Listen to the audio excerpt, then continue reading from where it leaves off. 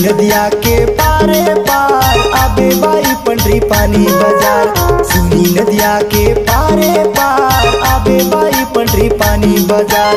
घुंघरू पान बजाग वाले के, घुंघरू पान बजाग वाले के ठेला में करहूँ तो इंतजार। बाजार आबे के नहीं बताना बाई। सुनी नदिया के पारे पार आबे बाई पंडरी पानी बाजार।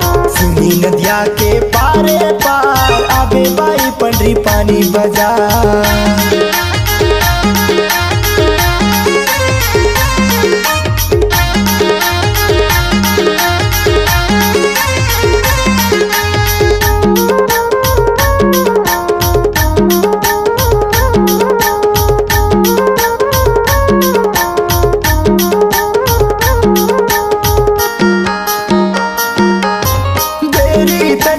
करबे सुन बाई देवान पट पर ले आबे, देवान पट पर या पंडरी पानी के रास्ता लाके झन भुलाबे। देवान पट पर या पंडरी पानी के रास्ता लाके झन भुलाबे।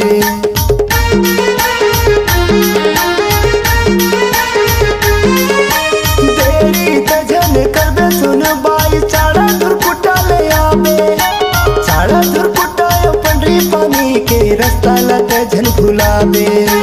चाड़ा धुरकुटा या पंडरी पानी के रास्ता लाके झन भुलाबे। सुनी नदिया के पारे पार आबे बाई पंडरी पानी बाजार। सुनी नदिया के पारे पार आबे बाई पंडरी पानी बाजार।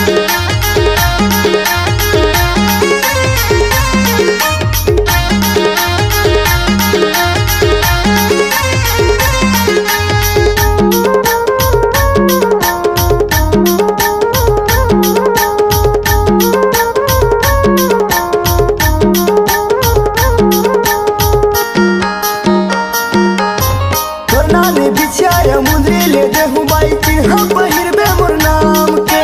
बैहा पर नाग मुरी ले देहूँ रानी झुमका ले देहूँ कान के।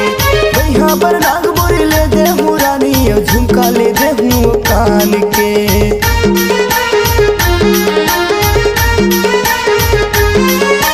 तोरना ने बिछाया मुंदरी ले देहूँ बाई चिन्हा पहिरबे मोर नाम के।